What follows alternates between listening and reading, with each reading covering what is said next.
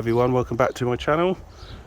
Welcome back to a video on the Abarth, the 2010 Abarth 500 that I obtained a good number of weeks ago.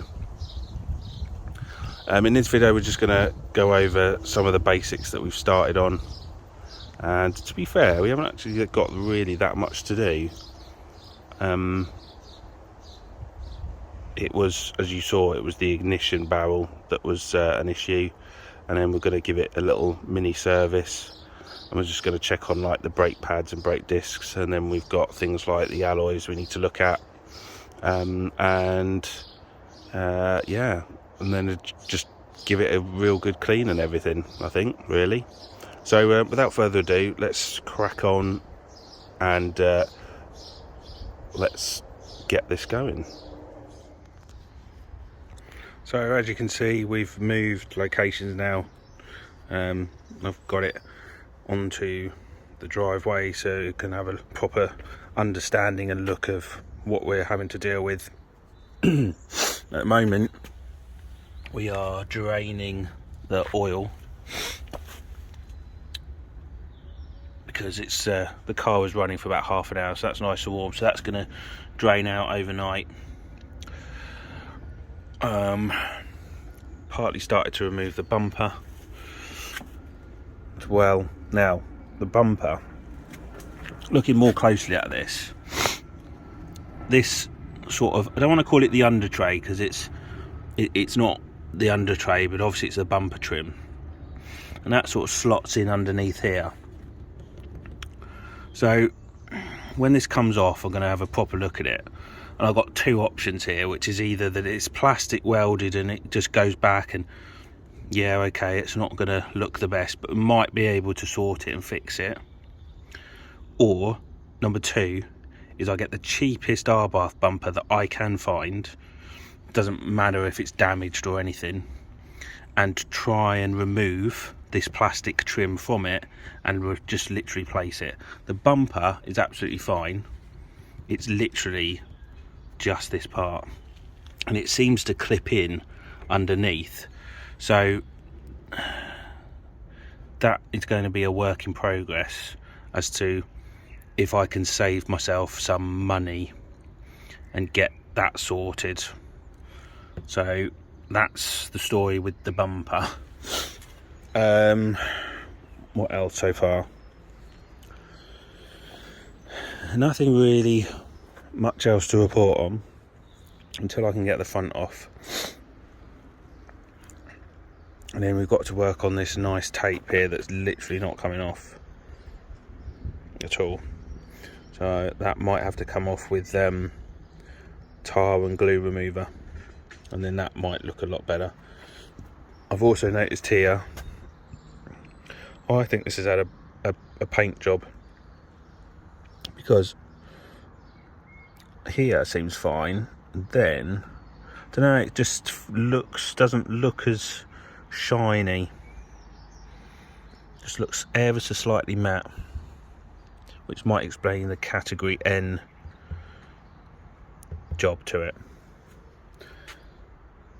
So yeah, that's where we're at,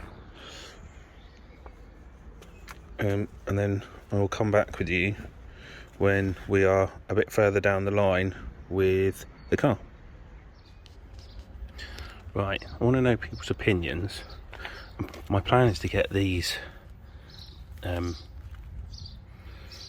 refurbished, and obviously they're diamond cut, so do I get them back diamond cut again? Do I just, because of the age and everything of the car and keeping things to budget, do I just literally just get them redone, refurbished, and then just have them coated in, you know, a gloss silver? Or do I change them up completely, maybe go with a bronze or a gold or something like that? Because I think there's really only two colours really they should, well no, I suppose there's gunmetal grey, silver, and like a bronze, but they need to be done, and I'm just thinking about cost, and really diamond cut do I really want to spend all that extra money when quite literally I could just have them just redone, repowder coated and everything. So let me know your thoughts on the colour. That would be handy to know. But they're all pretty much all buggered. And that's just like lacquer peel as well.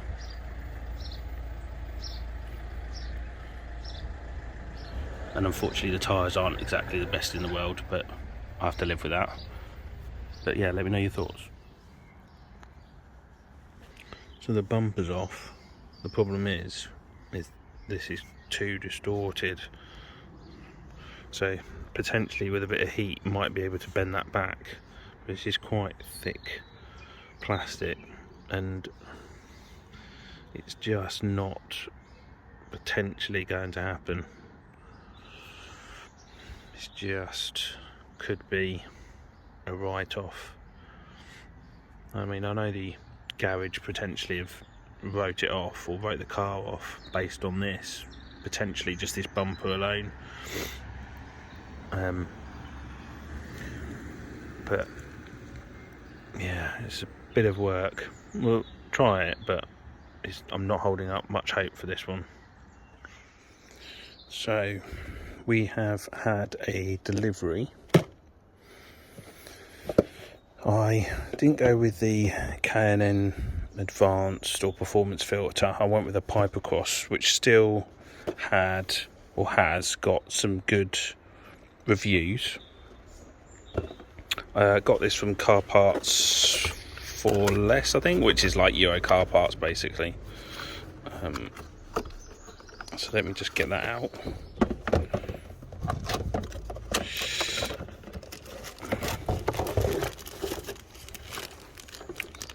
So this with loads of stickers. I really don't think I'll be using those. That's like a foam filter on there, as you can see. Now this I don't think actually was too bad, really, for what it is. But if you don't know a huge amount, and I don't, because I'm still learning about this Abarth all the time. So this is meant to give you 30% more air, and thus apparently it makes the engine smoother, but no idea. But that's supposedly what it is meant to do. So that will be going on there, and then we got ourselves a new oil filter, and that will be going into there, which is a really nice, easy way to get to an oil filter. Let me tell you, that is rather on the tight side. I'm not going to lie. In there somewhere. We've also discovered that this piece here, which is meant to connect to that had previously been repaired,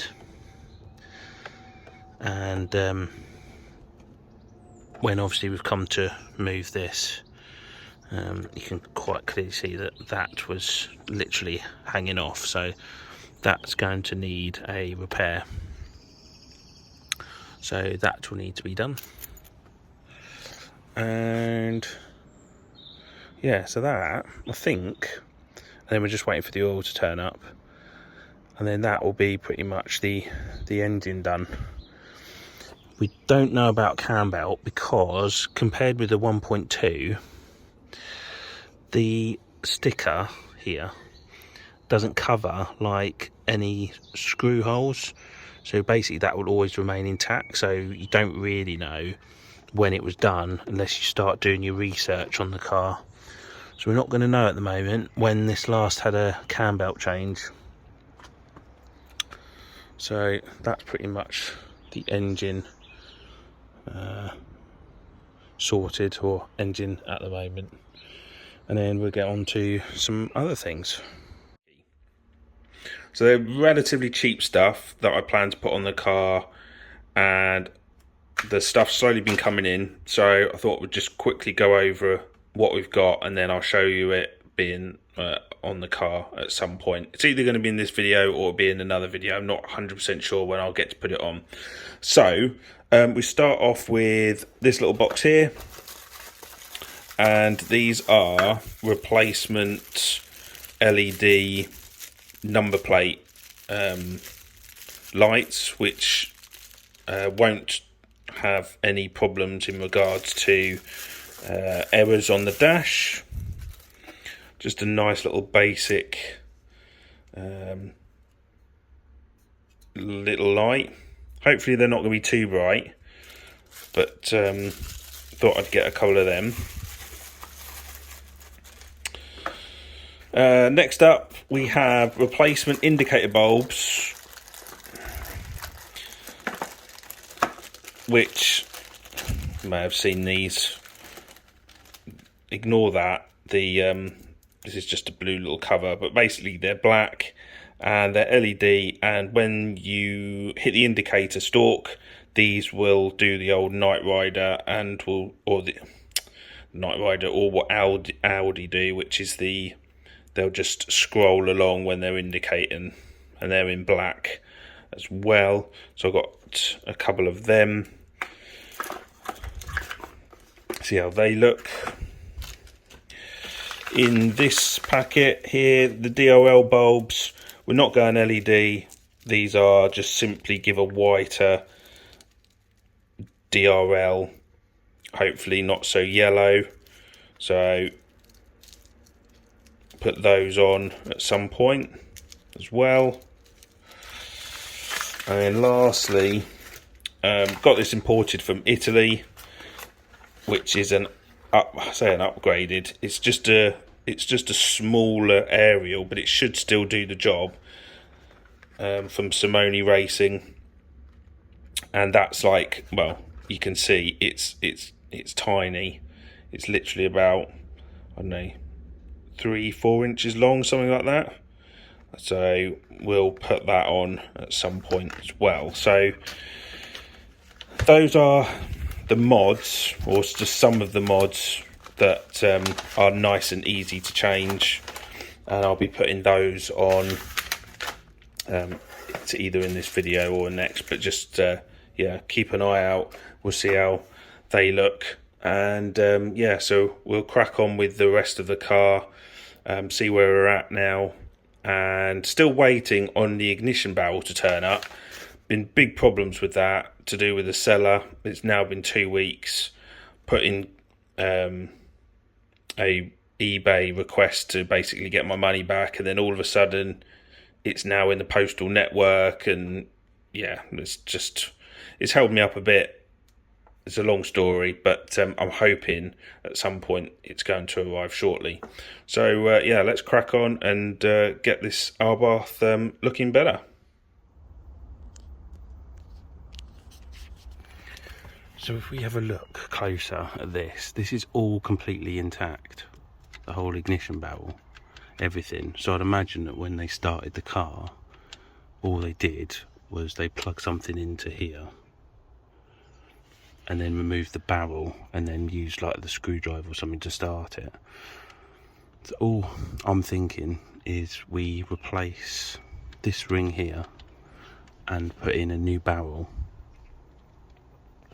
rather than going to the faff of cutting the shear bolts up here, because it means potentially, well, it's just a bit more work, and probably, just as I say, it's going to be, I've got another one here with a barrel which I've removed, so I'll remove the barrel and then put that in, and then swap over the transponder in the key. That's going to be my first point of call, and if that doesn't work, then I'll remove the whole thing. But we'll give that a shot, and then we'll see how we get on. So that's going to be the end of the video for today. Thank you guys for watching. Thank you for subscribing to my channel, and thank you for all the likes and the comments that you put on the channel as well. Big shout out to Paul from Love 500, who did a shout out to me a couple of weeks ago, gave me a whole bunch of new subscribers, and he's also helped me in a few other things as well. That's always really handy to have. And yeah, it's all slowly coming together, this car, plus other Fiats that I've got as well, and we've still got a Giulietta that we also need to effectively sell and get rid of. So yeah, until next time, thank you all for watching, and I will catch up with you all again next week. See you later.